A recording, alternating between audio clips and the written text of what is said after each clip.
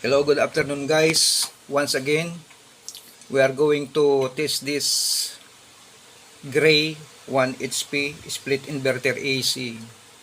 The problem before was the outdoor fan motor was not working. Now, I check it and troubleshooted. We will see if it is going to work. We switch on the breaker. We'll wait until it works.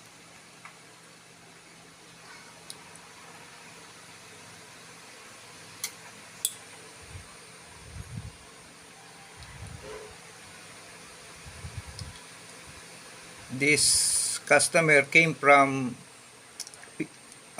Padilla Village, which is ahead of Kogi Village. We're going to observe several minutes to turn on the outdoor fan motor and compressor. But it takes, I think, this is 3 minutes delay before it turn on the compressor and outdoor fan motor.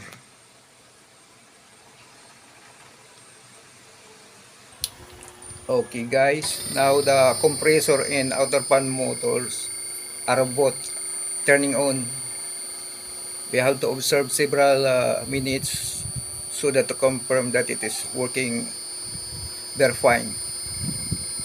See, this is the outdoor fan motor, this is the board, and this is the compressor. By the way guys, the problem of this, we replace the logic IC, which is the logic IC which is not working to supply the negative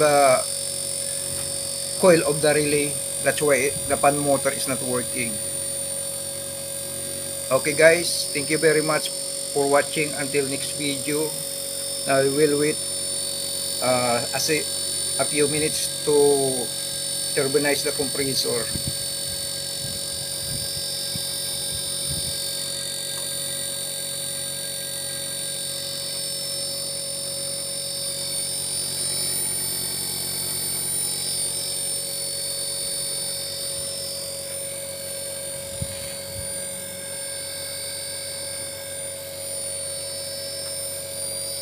Okay guys, thank you, bye.